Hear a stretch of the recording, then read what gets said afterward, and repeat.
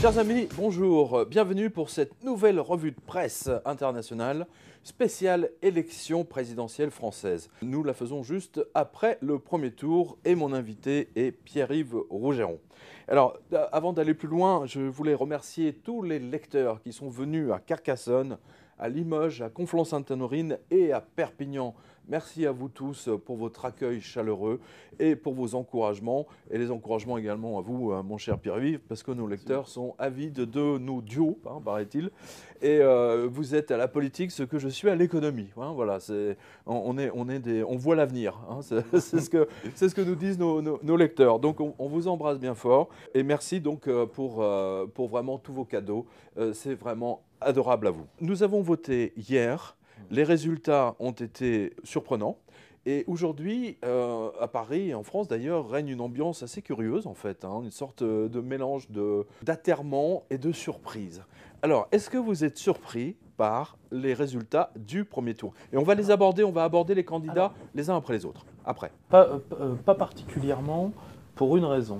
Nous avons vu lors de cette élection jusqu'où peut aller le génie manœuvrier de François Hollande. Pour associer François Hollande à génie, il fallait déjà y aller. J'en avais parlé avec vous, le cabinet noir de M. Jouyet, Oui. que tout le monde dit ne pas exister, très bien. Valeurs Actuelles fait des dossiers entiers dessus, mais ça n'existe pas, il n'y a rien qui existe, c'est très bien. Et en réalité, l'élimination méthodique de François Fillon a marché. Premièrement parce que François Fillon s'est pris lui-même les pieds dans sa propre médiocrité. C'était le scénario noir pour lui, qui ne reposait que sur lui. C'est-à-dire, il était capable, il n'était pas capable de passer l'obstacle.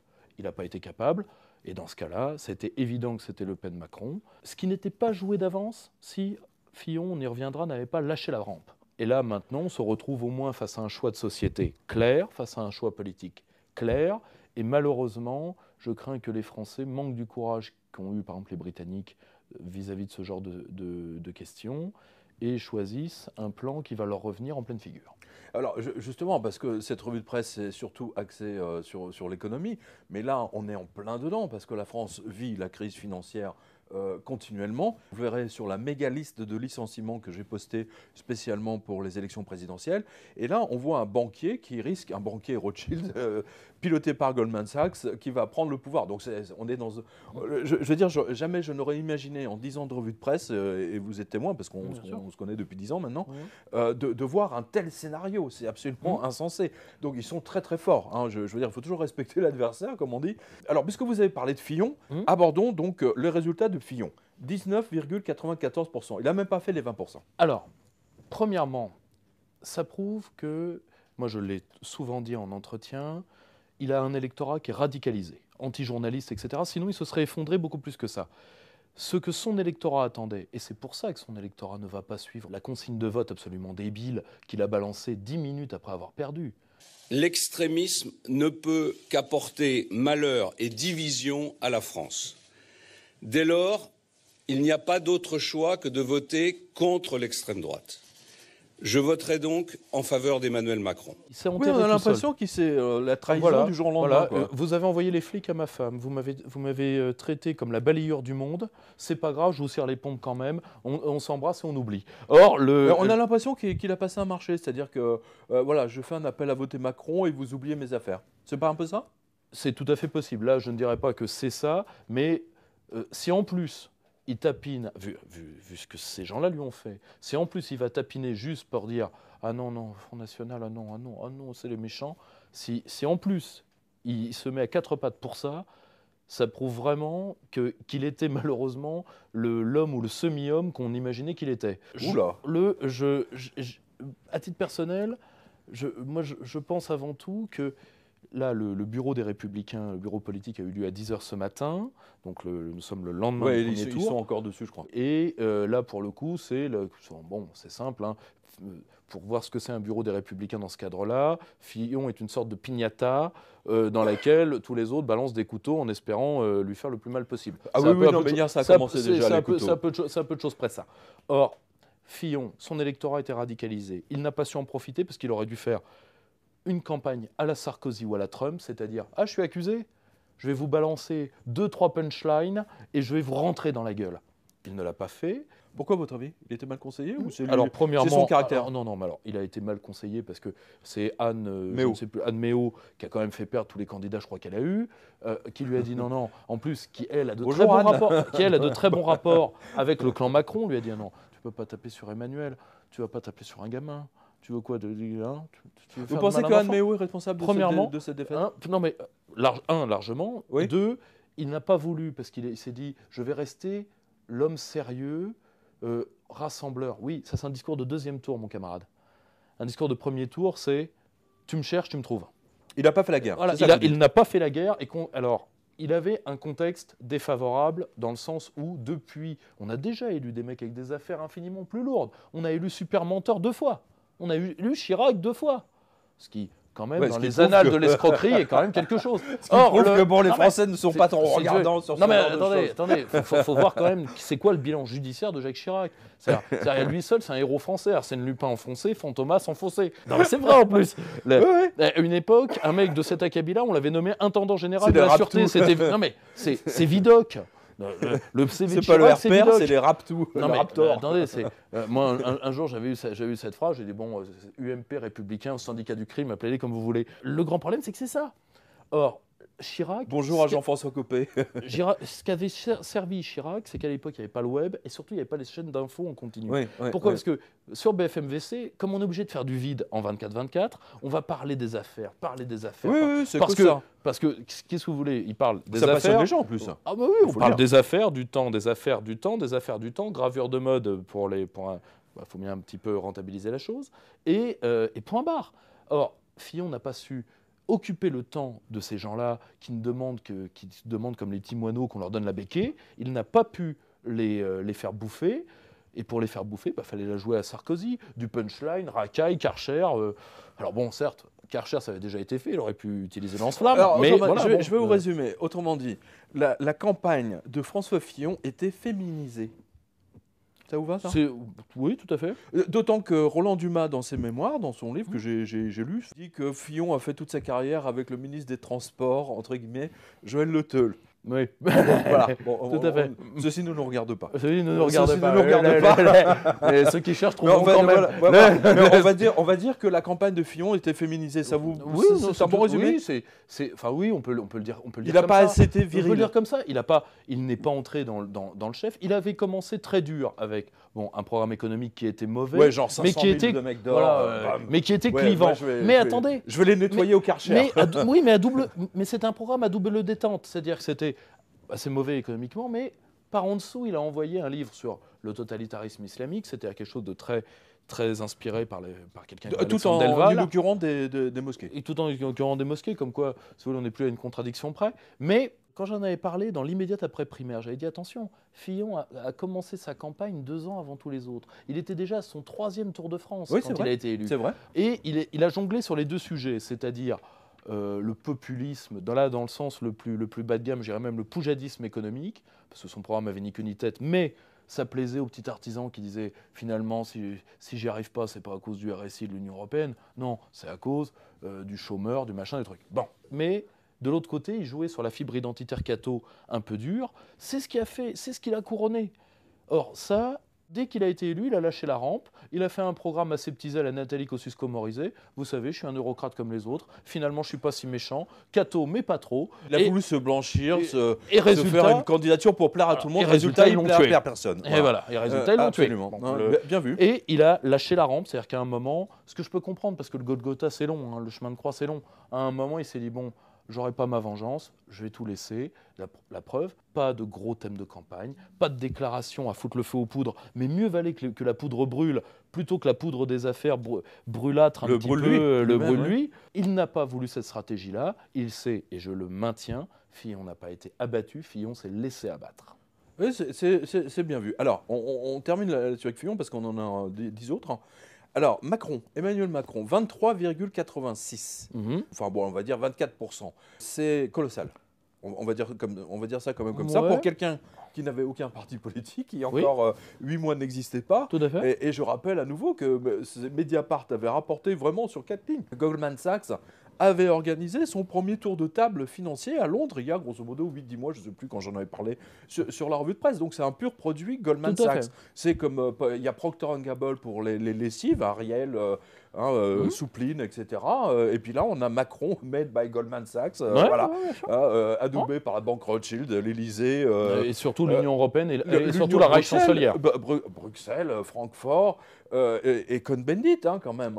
Plus le Parti communiste, enfin, du moins ce qu'il en reste. Enfin, je veux dire, il rassemble tout le monde, c'est tout à fait extraordinaire. Votre analyse là-dessus? Alors, sur Macron, il y a 3 choses à dire. Premièrement, Macron, moi j'avais dit que Macron, c'était la vengeance de Fraisse des Bois. C'est-à-dire que Hollande a dit, vous voyez, vous m'aimez tellement pas que vous allez me réélire sous un autre nom. Et donc, il a créé le candidat parfait, je vais utiliser les mots de Foreign Affairs, organe du pouvoir américain, cet anglophone germanophile dont l'Europe a tant besoin. Il est le parfait rejeton dont l'Europe a besoin pour terminer le cas français. C'est-à-dire le programme de Macron, c'est la mort de la France. Il faut quand même bien le comprendre. Ah oui, on est d'accord. Tout à fait d'accord. Qu'est-ce qui explique La le vote dilution de la France. Qu'est-ce qui explique le vote pour lui? Tout simplement, déjà 50 couvertures hebdomadaires dans la dernière année, ça fait quand même pas mal. Je trouve 70. 70. Vous vous rendez compte le fric que messieurs Niel, parce qu'il faut quand même remercier les sponsors, Berger. il faut quand même que les... C'est pas tant Niel, c'est surtout Berger. Oui, quoi. Berger. Pigasse. Mais Pigasse, il faut remercier quand on est jockey, il faut toujours remercier les sponsors et le cheval. Tous ces gens-là ont mis un fric fou pour 1,5 point au-dessus de Marine Le Pen. On n'est pas dans la... Donc c'est pas bon selon vous? C'est pas que c'est pas bon, c'est que si vous voulez, quand même par rapport à la masse de pognon, d'influence, de réseau qui a été mis sur ce type-là. C'est un peu comme Hillary Clinton en fait. Exact. Qui avait payé, D'ailleurs- je crois que c'est 70 $ par électeur. D'ailleurs, Et Trump était à, je sais pas, 5 $ ou 8 $, un truc comme ça. D'ailleurs, Comme il ça, y a un parallèle très clair, c'est que c'est la même hyperclasse transnationale, pour parler d'un autre sponsor de M. Macron, qui est M. Attali. Hein. Oui, il était hier à la Rotonde, c'était son principal. Il était venu, était à la même table. Oui, il était venu recycler des idées à lui, hein, comme quoi Avec ça vaut pas si cher. Avec Stéphane Bern, c'est drôle. Oh, j'aurais payé pour y être. Oh, la super soirée. La super soirée avec Stéphane Bern. C'est Donc, vrai si que vous l'âme voulez- aussi. Là, Non, mais j'aurais vous payé, voyez le c'est problème, clair. c'est que si vous voulez, on est face. Il a pris tous les vieux chevaux. Parce que c'est quoi les équipes de Macron? On va le dire. C'est Corinne Lepage, dont tout le monde est très content de savoir qu'elle On sait existe même pas encore. qui c'est. Ouais. C'est Alain Madelin et Robert Hue, c'est-à-dire un pain racide sénatorial d'un côté, et Alain Madelin, dont tout le monde est très content de savoir qu'il ne remplit pas des bassins à sa maison de retraite de Maison-la-Forêt. Si vous voulez, on en est là. C'est une collection d'avis de recherche, la team Macron. Il faut quand même s'en rendre compte. Ah non, Or, non, mais c'est tous les vieux invraisemblable. chevaux sont de retour. Mais comment expliquez-vous ces 23%? Pour une raison qui est assez simple. Ils se sont dit, voilà, Jacques Attali l'avait dit, il y a 3 ans déjà, je crois dans Le Monde, mais c'est à vérifier, c'est dans un organe de presse. Le prochain président viendra de nulle part. Pourquoi? Parce que le système s'est dit, bon, la colère des Français, elle est structurelle maintenant. Elle est structurelle, donc il faut leur vendre quelque chose. Eh bien, on va jouer le faux populisme, c'est-à-dire qu'on va créer quelque chose qui n'a rien de nouveau, sauf le visage. D'accord. Un masque de cire, si vous voulez. Vous voyez? Prenez ce jeune homme. Il est jeune, il est beau. Et en plus, il n'est pour rien dans le mal que vous vivez. C'est ça, il est pour rien. Ouais, Bien sûr qu'il est pour rien. Bien sûr. Alors, on va réécrire un peu le passé, on va gommer 2-3 trucs, on va lui donner des prétentions de philosophe qu'il est bien mal carré pour avoir, etc., etc., etc. Un pur produit marketing. Parce que les gens sont en colère et ils se sont dit quoi? Oui, il est flou, mais lui au moins n'a jamais vu sa gueule. Ce qui explique que qui a voté pour lui? C'est l'ancienne France Plantagenêt. C'est-à-dire c'est la France de l'Ouest. Pourquoi? C'est vrai, c'est sur la carte, ouais, on va le voir derrière nous. Ouais. Pourquoi? Pour 2 raisons. Premièrement, c'est les terres du populisme agraire le moins structuré, c'est-à-dire des gens qui ne veulent pas changer le système, qui veulent changer les gueules du système, et qui se sont dit que ça suffisait. 1. 2, c'est toute la région qui part à l'ouest de l'Orne. L'Orne, terre de droite, qui a voté Fillon d'ailleurs, terre de droite depuis 2 siècles. Donc c'est qui? C'est les cathos de gauche, c'est les gauchistes de Sacristie-Breton, c'est tous ces gens-là. C'est-à-dire ces gens qui... Paris. Et Paris. plus Paris, ça c'est les bobos, mais tous ces gens-là, ces gens de l'Ouest dont moi j'en viens, ils ont un point commun. Ils ont vécu la désindustrialisation, mais ils n'ont pas encore vécu l'immigration de masse, contrairement aux terres de l'Est et du Sud. Alors, pour revenir à votre analyse, donc Macron, 24%, hein, j'arrondis, c'est pas assez eu égard à la couverture média phénoménale qu'il a eue. Attendez, quand vous avez 2 radios, BFM, plus RMC. Vous êtes modeste. Non, France Inter, il faut rajouter France Inter, Europe 1, non, mais attendez. RTL. Ah non, mais attendez. BFM. Mais attendez. BFM plus RMC, déjà qui, elle, tournait en continu pour lui. Absolument. Les autres tournaient par intermittence. On avait de temps en temps une pause. Alors que, Canteloup, pour une fois qu'on a balancé une bonne, RMC, Radio Macron, champion. Bon, c'était obsédant. Et tout ça pour en arriver là. Encore heureux que Fillon ait manqué de couilles. Hein. Alors, il y a plusieurs choses qui me sont revenues comme ça par les lecteurs.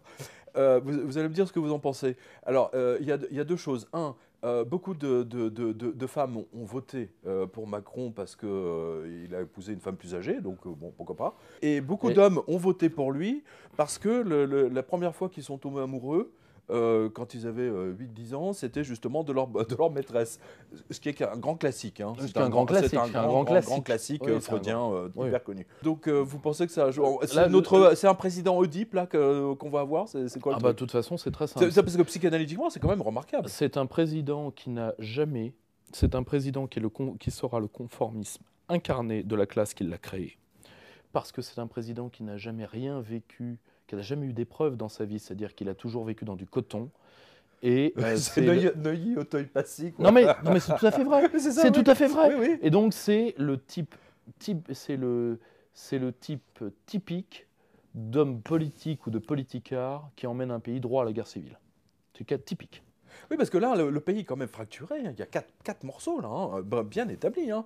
Mélenchon, Marine, Macron et Fillon, quand même. Hein. Les cathos de droite, les cathos de gauche. Le Parti communiste qui est incarné aujourd'hui par Marine Le Pen, hein, techniquement. Le Parti des ouvriers, le grand le parti ouvrier. Oui, le grand parti ouvrier. Hein. Et puis, bien entendu... Et Mélenchon. encore, attention, n'oublions pas qu'il y a eu 30% de Français dont on ne sait pas ce qu'ils pensent, parce qu'eux ne sont pas allés voter. Eh oui, il ne faut pas les oublier, ceux-là. Il y a une mobilisation en général, deuxième tour. Qu'est-ce qui se passe au deuxième tour? Les gens vont en voter un peu plus, mais c'est grosso modo la même chose, non? Oui. Il n'y a aucune raison d'une surparticipation. Pourquoi? Parce que la stratégie du Front National a réussi déjà à enrayer le front dit républicain et dit antifasciste. Nous n'aurons pas 2002. Ça, c'est clair, c'est net. En plus, ce qui est extraordinaire, c'est qu'on a un Macron, par exemple, qui dit « Je ne connais pas la culture française, elle n'existe pas, je ne sais pas quoi ». Il est quand même incroyable. 24% de gens votent pour lui. Alors, je me dis, attends, c'est quoi C'est très simple. Je comprends pas. Sociologiquement, Macron, c'est deux choses. C'est les winners de la mondialisation, c'est-à-dire ceux qui disent « Mais attendez, que la France crève, moi je m'en fous, j'ai mon jus de quinoa et mon iPad Benabar d'origine. » Et les autres qui bitent rien à la politique, qui disent « Ouais, il est jeune, donc je suis jeune, je vais voter pour lui. » Donc, oui, c'est compréhensible. Voilà, ça c'est compréhensible, c'est le vote des puceaux. Voilà. Il a le vote des puceaux et des salauds, Macron, hein, fondamentalement. Ah oui, vous pensez ça? Très clairement. Il a le vote de ceux qui bitent rien à la politique, c'est-à-dire « Oui, mais il ne va pas vouloir nous faire du mal, si. » T'as pas lu son programme? Si, il va vous faire du mal. Je confirme. D'ailleurs, c'est ce que je dis. C'est ce que je dis à mes amis. Ceintures et vos pantalons. C'est ce que je dis à mes. C'est ce que je dis. C'est énorme. Moi, je suis fondamentalement un homme de l'Ouest. De l'Ouest de la France. Ce sont mes terres. Moi, je le dis à la population qui a voté pour lui. Vous voulez souffrir? Il n'y a pas de problème. Vous avez choisi le bon gars. Vous avez choisi le bon cheval. Vous allez morfler. Vous l'avez mérité. Absolument. Alors, on termine pour Macron. Vous voulez rajouter quelque chose? Sur Macron, il y a une chose à savoir. Il ne va être élu. Déjà, il est déjà un président faible. Ce que Fillon aurait été aussi, mais pour des raisons différentes. Oui. Or, le grand problème, c'est ce qui, moi, me fait peur. Pourquoi je dis que Macron est un candidat de guerre civile? Pour deux raisons.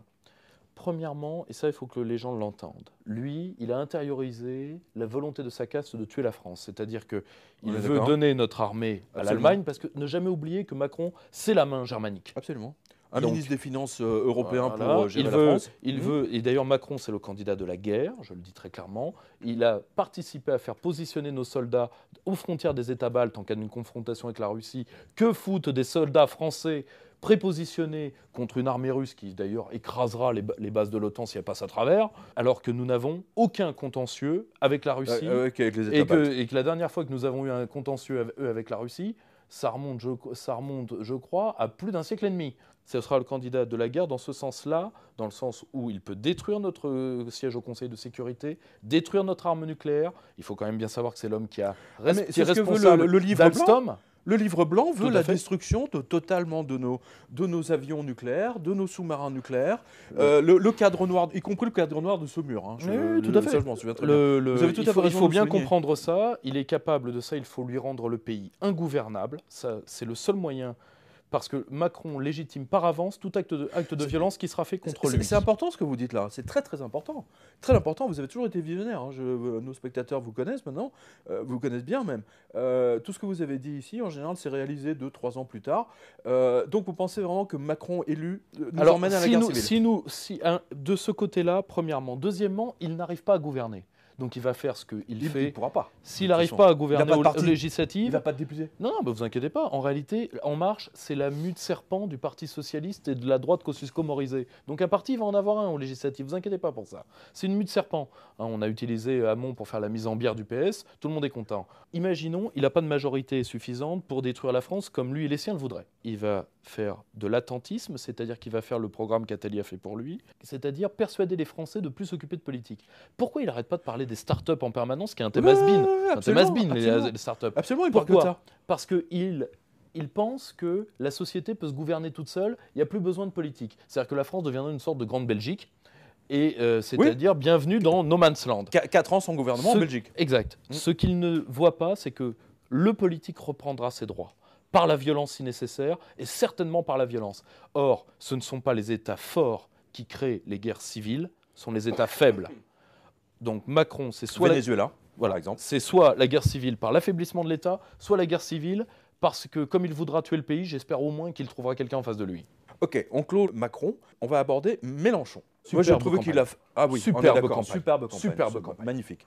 Une campagne en plus gaulienne, c'est-à-dire qu'il faisait campagne avec le parti de gauche tenu à bout de gaffe. Surtout que le parti de gauche, il faut le savoir, et c'est là où il y a un côté grand chez Mélenchon. Le parti de gauche était sa structure avec ses hommes. Pour sa dernière campagne, je rappelle qu'il serait très difficile pour lui en 2022, je crois qu'il aura 70 ou 72 ans. Mais les pépettes sont tenues par le Parti communiste français, qui tient les meubles, c'est-à-dire les mairies, etc. Oui. Or, le front de gauche, enfin le parti de gauche, Mélenchon est arrivé, je trouve, là où Fillon s'est déballonné en 10 minutes. Ben, Mélenchon est resté, je pense, cohérent avec lui-même. Il a dit, moi, je vais faire voter mes militants pour vous dire ce que je ferai au deuxième tour. C'est-à-dire, il ne s'est pas couché. D'ailleurs, on lui a envoyé tout de suite Bernard-Henri Lévy dans la gueule. Oui, oui. Mélenchon, l'ami des dictateurs, l'homme qui place le Venezuela en position de modèle idéologique et économique pour la France. Il le fait moins maintenant d'ailleurs. Oui, il le fait moins. Il est plus prudent. L'homme qui dit il y a quelques jours aux électeurs, vous allez cracher le sang. Enfin, qu'est-ce que c'est que cette logique-là? Qu'est-ce que c'est que cette gauche qui parle comme l'extrême droite? Si vous votez pas pour moi, vous allez cracher le sang. Ça marche dans les sondages. Ah oui, ça marche dans les sondages, mais moi, j'aime pas ça. Voilà. Et j'espère qu'il y aura une majorité de Français pour penser qu'il y a là, aux extrêmes, en effet, Mélenchon et Le Pen, des signaux extrêmement inquiétants. Il était très triste d'ailleurs. C'est toujours s'il n'avait pas pleuré hier, Mélenchon. C'est un peu son discours d'adieu à la politique française. Et je trouve, quand je vois par exemple un homme que j'ai beaucoup admiré, qui est Jean-Pierre Chevènement, susurrer que Macron c'est pas mal parce que Macron est venu faire gousi-gousi aux vieux, je trouve que le départ de Mélenchon, pour paraphraser Torres parlant de De Gaulle en 1946, c'est un départ qui manque pas de grandeur. Si Mélenchon termine là-dessus, c'est déjà, je trouve que... Il pensait vraiment être au deuxième tour. Oui, mais il a fait une campagne exceptionnelle. Il a fait une campagne gaulienne, c'est-à-dire il a fait une campagne d'un homme face à un peuple. C'est-à-dire qu'il a été, c'est drôle d'ailleurs pour son projet débile de faire une 6e République, c'est que Mélenchon a incarné plus que tous les autres l'esprit de la 5e République, c'est-à-dire un homme et un peuple. C'est curieux que vous disiez ça à lui qui veut supprimer la 5e pour la 6e. Oui, c'est énorme. Non mais c'est un homme de paradoxe. Hein. C'est un homme de paradoxe, c'est-à-dire en réalité ce qui va le tuer. Il est tout et son contraire. Non mais ce qui va le tuer, c'est comme Mélenchon. C'est comme Mélenchon, c'est comme Chevènement. Ce qui va le tuer, c'est la gauche. C'est-à-dire, je ne peux pas franchir le Rubicon et aller parler aux autres, même s'ils pensent plus comme moi que les gens de gauche, parce que je suis sociologiquement, voilà, la gauche. Comme il y a des gens qui, vous leur enlevez le mot droite, ça tue une partie de leur identité, ils tombent en déprime immédiatement. Vous vous rendez compte qu'il y a que 3 petits points, 3 dixièmes qui séparent Fillon de Mélenchon, c'est énorme. Alors qu'au départ, il était donné, je ne sais plus, 9% ou... Et le pire, c'est que il a gagné 10 points. Il a gagné 10 points et il a bouffé Bilal. Enfin, il a bouffé Benoît Hamon. D'accord, Bilal. Il a appelé Bilal de son petit nom. Ah ben justement, puisqu'on parle de Bilal, il est juste derrière, il est à 6,35. Mais puisqu'on est dans la gauche, on aurait dû aborder Marine. Mais alors, Hamon, Hamon, c'est simple, c'était... on dit, 6,35. On m'a dit, il n'a pas une campagne très palpitante. En plus, tu as vu, il finit, Dupont-Aignan aurait pu presque le bouffer. Oui, 4,73. Et là, je vais vous dire une chose. Benoît Hamon, c'était la voiture, c'était le corbillard du Parti Socialiste. Or, une mise en bière, c'est pas fait pour être palpitant. Donc, il y avait, si vous voulez, il n'y avait rien pour rendre ça palpitant. C'est juste qu'il fallait un enterrement symbolique du PS pour pouvoir faire la mue de serpent vers En Marche, vers Macron, vers ces gens-là. Okay. Donc, on a négocié avec, à mon avis, Bilal, qui va se rallier le dernier, mais avoir un poste mirifique au sein de la nouvelle formation, qui, à mon avis, va pas garder le nom En Marche, va certainement s'appeler les démocrates. Les démocrates, oui, voilà. Comme aux États-Unis. Voilà. On en a parlé ensemble il y a 3-4 ans. On avait vu quand ils sont pas, Sarkozy a décidé de changer son nom UMP en républicain, comme aux États-Unis. Puis là, on va arriver aux démocrates. Donc, le grand parti du progrès, du chichon à pas cher et du revenu universel et du chèque de fin de société. C'est-à-dire qu'il y a tous les mecs qui pensent que nous, on va bosser pour eux et eux, ils vont se gratter le chichon. Oui, ils vont se gratter le chichon, oui, tout à fait.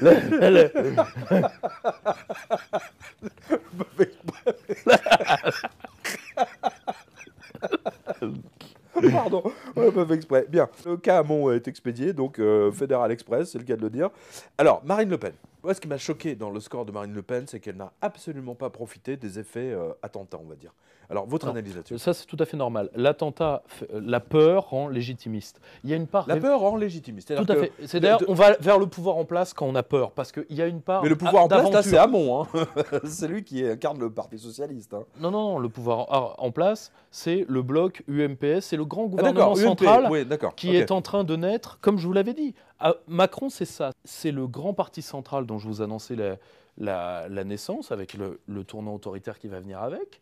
Nécessairement. C'est une politique de collaboration pro-germanique. C'est vrai. C'est collaboration européenne. À un moment, il y a... 100%. Oui, point. Or, les gens, par la peur, vont aller vers Fillon, vers tous ces gens-là, parce qu'il y a une part révolutionnaire dans le vote pour Marine Le Pen. Je ne dis pas dans le vote Front National, je dis dans le vote pour Marine Le Pen. Oui. Il y a une part révolutionnaire, c'est-à-dire qu'il y a, si vous voulez, quand on a été esclave aussi longtemps que le peuple français, la liberté fait peur. C'est le même problème qui jouait pour Mélenchon. C'est-à-dire que comme le retour de souveraineté fait peur à des gens qui ne sont plus prêts à être des hommes libres.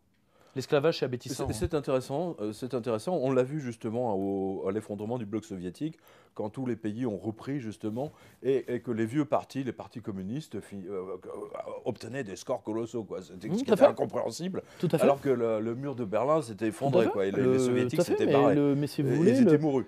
C'est tellement... Je pensais à la Roumanie, je pensais à la Yougoslavie, Tchécoslovaquie, etc.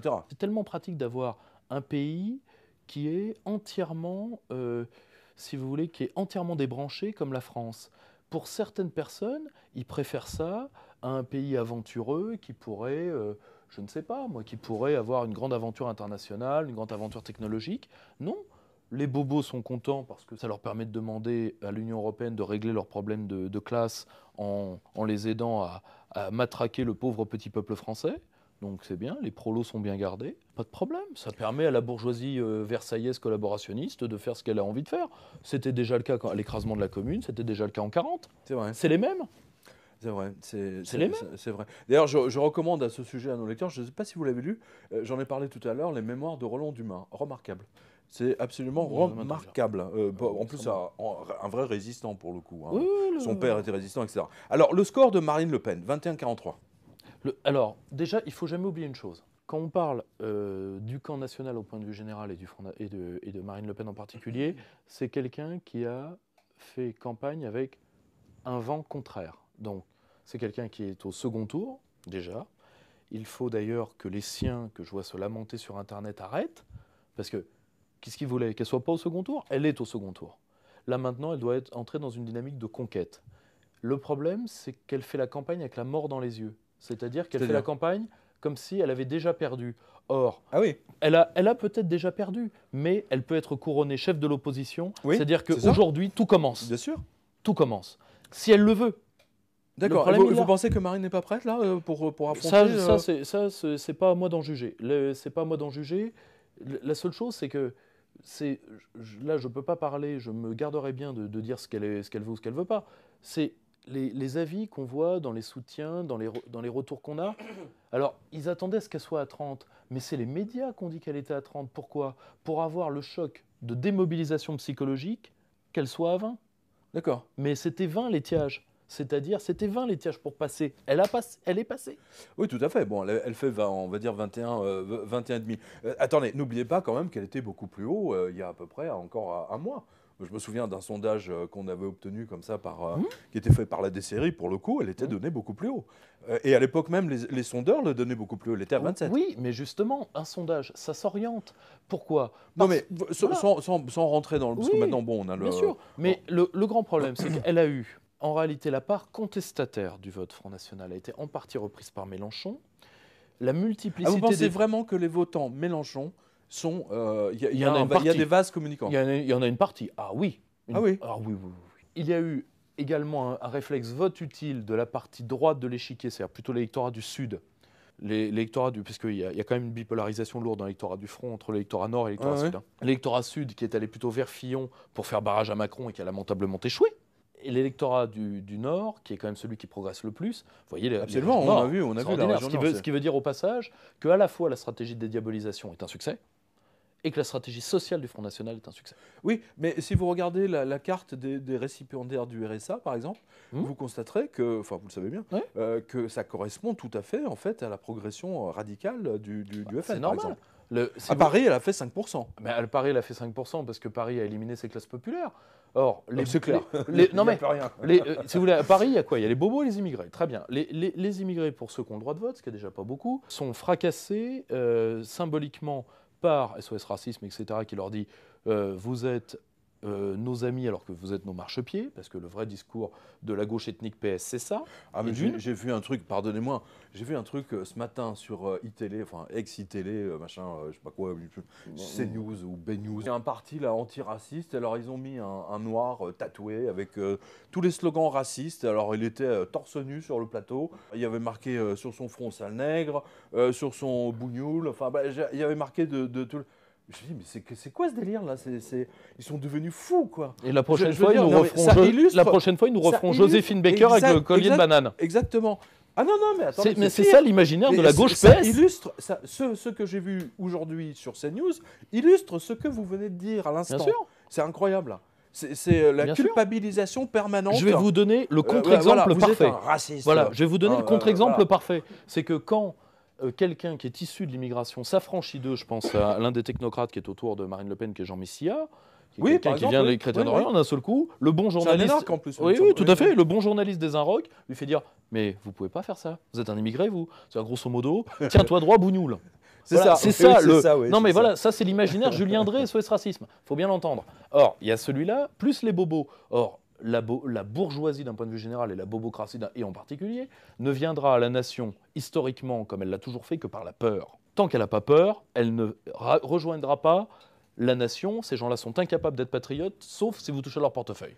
Oui, c'est ça. C'est ça. Alors, donc de ne pas les avoir, moi ça ne me surprend pas. Hein. Alors votre analyse, sachant que là notre revue de presse va sortir entre les deux tours, évidemment, votre analyse, Marine Le Pen a une chance là de passer ou vraiment les vents sont contraires? Qu'est-ce qui peut se passer le système avec Mélenchon, Fillon? Premièrement, est-ce que les gens de Fillon vont voter pour elle, etc. Premièrement, il y a déjà un fait positif pour Marine Le Pen.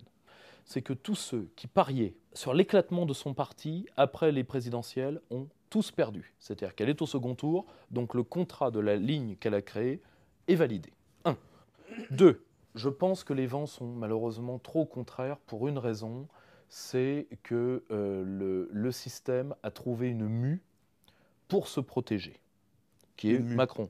Comme un serpent. Comme un serpent. Oui, comme un serpent. Mais c'est quoi la mue exactement? Enfin, la mue, c'est la peau qui se décolle. C'est la nouvelle peau du système. Macron, très bien.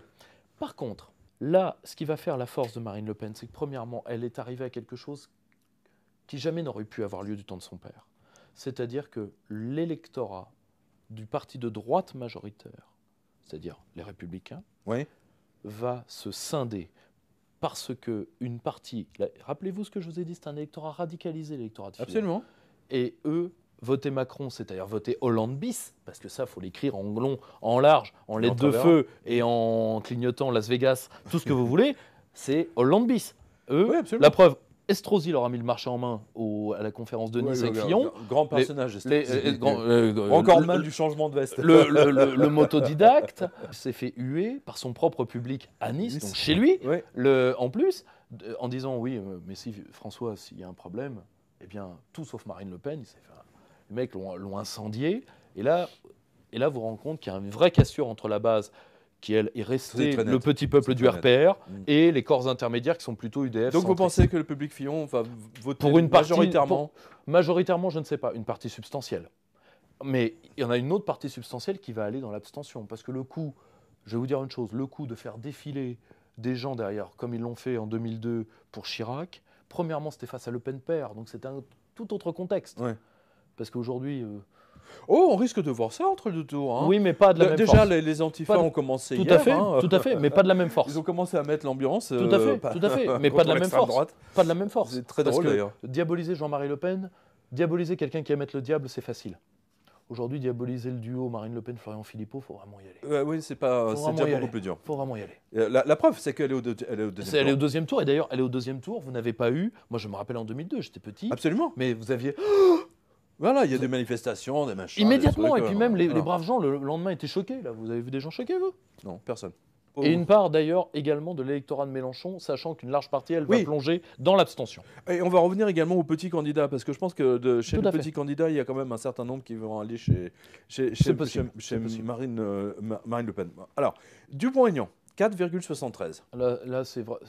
Alors, est-ce que c'est lui qui a fait perdre Fillon? Non, ce qui a fait perdre Fillon, c'est le manque de burne de Fillon. C'est la nullité de Fillon. À un moment, c'est Monsieur Fillon. Non mais attendez, un point d'histoire. Moi, je ne supporte pas Nicolas Dupont-Aignan, quelqu'un pour qui j'ai le plus grand respect. C'est un grand élu local. Absolument. C'est respecté. C'est un homme aujourd'hui adoré ailleurs. Aujourd'hui dans l'Essonne, il est très difficile de faire quoi que ce soit sans lui.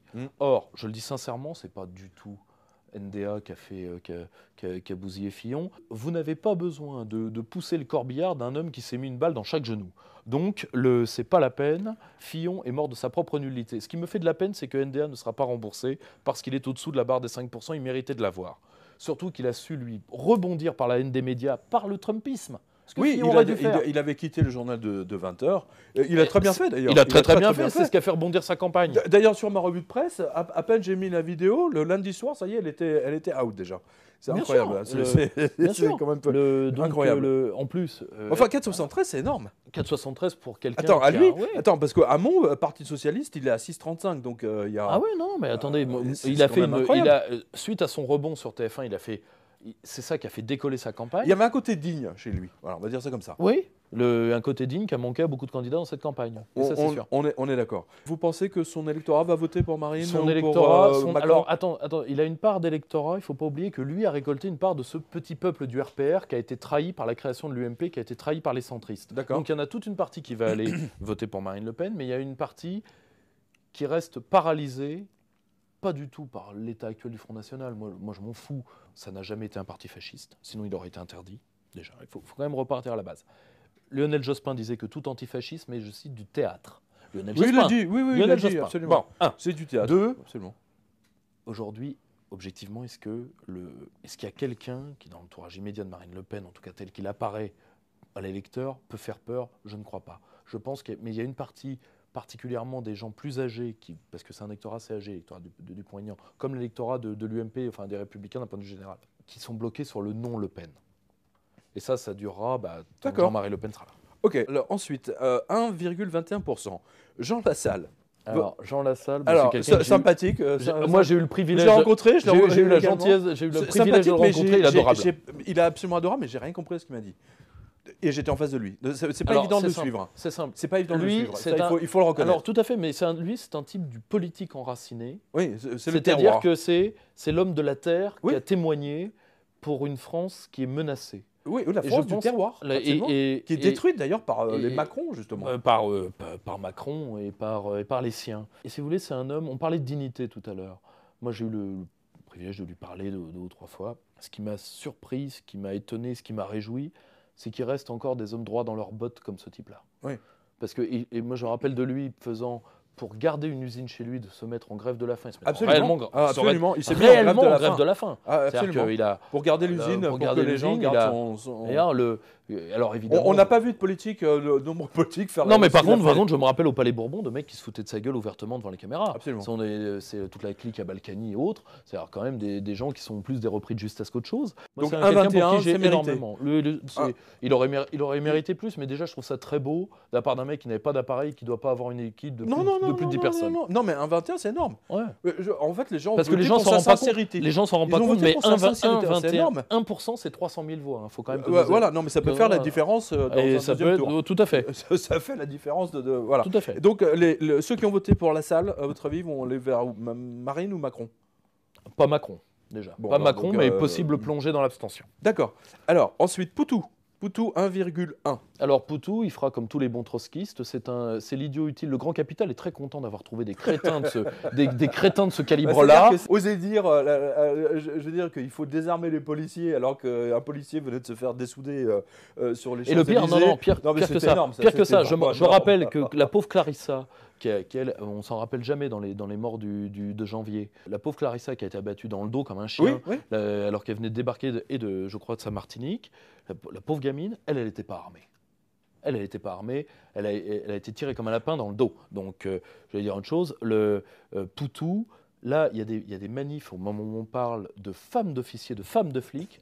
Samedi dernier.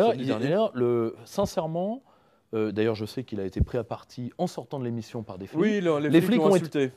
Les flics ont été on va pas répéter. Non, mais les flics ont été. Noms d'oiseaux, non, mais les flics ont été. hard. Non, mais les flics ont été très gentils. Oui. Les flics ont été très gentils. Ils auraient pu le lâcher en fait. Non, mais si vous voulez, c'est vraiment le trotskiste LCR dans son horreur. C'est la loque. C'est-à-dire, voilà, c'est la loque. Non, mais justement, d'ailleurs, il est apparu comme une loque. Mais pourquoi il est apparu comme une loque? Parce que comme ça, non. Ça, c'est vraiment l'idéologie profonde de la LCR et de Krivine. Pour faire peuple, faut faire débrailler. Le peuple est sale et pue, et donc on est allé pêcher le poivreau du coin pour être. Non, mais franchement, c'est on va vous voulez du popu qui schlingue, on vous en a trouvé un. Monsieur Poteau.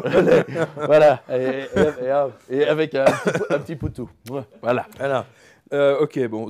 Alors, monsieur Asselineau. Alors, le cas d'Asselineau. Alors, Asselineau, il est à part parce que nous avons été trollés, vous, moi, tout le monde, depuis, je sais pas, au moins 2-3 ans.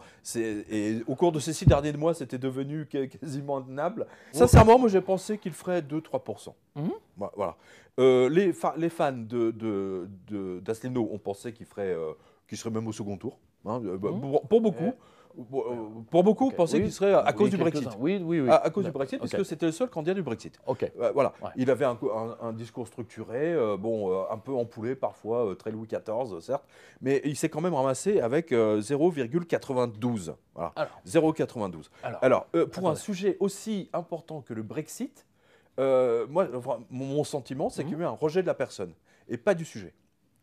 Alors, là, pour le coup, on diverge dans l'analyse. Je vais vous expliquer sur 4 points. Premièrement, moi, je l'ai trouvé, franchement, excellent face aux journalistes. Il a été très bon. Il a été excellent même au débat avec il a été très bon. C'est lui qui a fait la meilleure conclusion. Il a été digne. Il a été très digne, très noble. Franchement, il a été très bon. Il a été aussi bon que d'autres. Et en réalité, je pense il y a 2 choses. Premièrement, il y a l'effet première campagne. Parce que je vous rappelle qu'il y en a un qui a... non, mais attends, ça fait 10 ans qu'il est sur le terrain. Hein. C'est pas non plus un... Je rappelle que... Je vais vous donner un contre-exemple parfait. Il n'y a pas de point commun entre les 2 personnages, mais je rappelle que quand Jean-Marie Le Pen a fait sa première campagne électorale, lui qui était un homme qui représentait les pieds noirs, ce qui n'est pas rien en nombre, qui est un homme qui représentait toute la droite dure depuis la fin de la guerre, ce qui n'est pas rien, qui est un homme qui avait déjà été député, qui avait un long passif. En 64, il fait 0,74%. Donc la première campagne, les gens, 1, ne le connaissaient pas, 2, c'est un discours. Il ne faut pas oublier une chose. Oui, mais ça, il y a 50 ans, ça.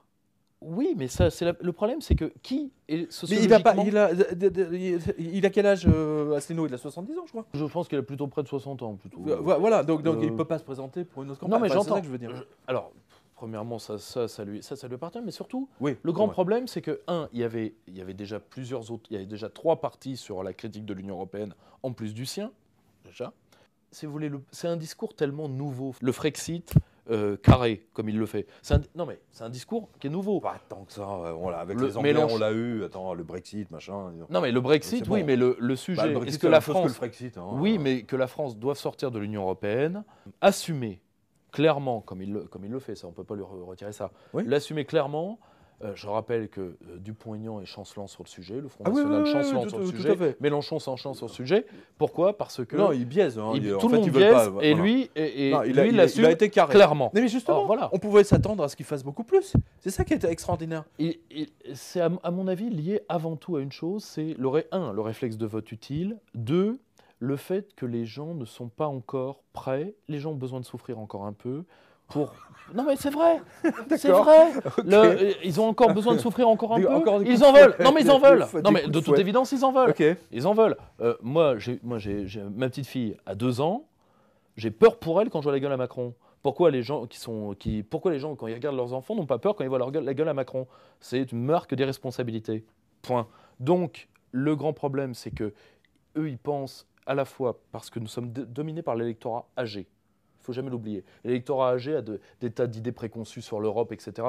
C'est simple. L'électorat âgé, c'est celui qui pense que TF1 leur dit la vérité. Il faut quand même rendre compte que la télé, aujourd'hui, c'est quand même un métier de Dieu. Ceci n'explique pas... si vous voulez, et puis il y a eu le réflexe de vote utile. C'est-à-dire beaucoup de gens se sont dit, il est quand même brillant, Asselineau.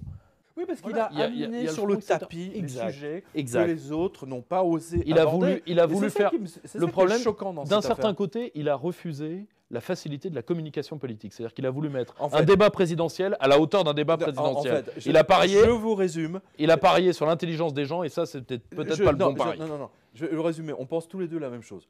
Il avait besoin d'un spin doctor, ce qu'on appelle un bon conseiller, comme qu'il n'avait pas. C'est surtout ça dont il avait besoin. Je pense qu'il a voulu se passer de la com et malheureusement... C'est un art. Malheureusement, les gens n'ont pas été... voilà, mais par contre... On ne s'impose pas menuisier du jour au lendemain. Non, mais par contre, il y a une chose... Il y a une chose qu'il faut dire. Alors qu'ils sont très bons sur le web, on en a fait les frais. Sur le web, franchement, ils ont... Je sais pas. Non, mais ils ont... Faire les frais, c'est beaucoup. Non, mais ces fans, attends, ils ont fait un travail phénoménal sur Internet. Non, pire que ça, même pas uniquement sur Internet. Je pense, pour avoir côtoyé... J'ai côtoyé la totalité du mouvement national, de la gauche de Mélenchon jusqu'au front. Il a le meilleur matériel humain en termes de militants. Ça, je peux le dire. Ça, c'est clair, c'est net, c'est précis. Absolument. Or, le grand problème, à mon avis... Et c'est là où je parle, parce qu'il faut bien voir la sociologie, particulièrement des jeunes. C'est un parti où il y a beaucoup de jeunes. Premièrement, c'est beaucoup de gens qui ont un passif de gauche ou d'extrême gauche. Et pour beaucoup, c'était des primo-votants. C'est des gens dont c'était le premier engagement, je sais pas, moi j'étais sur son site hier. Ils annoncent donc 26 000, je sais pas combien, je dis ça peut-être. Hein. Mais ils donnent la moyenne d'âge de tout. Et c'est 40 ans. Hein, je sais parce que je viens. C'est 40 ans. 40 ans, c'est par rapport à l'électorat des donc c'est pas des primo-votants non plus. Non, mais il y a beaucoup de jeunes primo-votants chez lui. On voit quand même qui sont ces militants. Et je le dis sincèrement, ils ne doivent pas abandonner. Parce que moi, je vois la réaction de déception.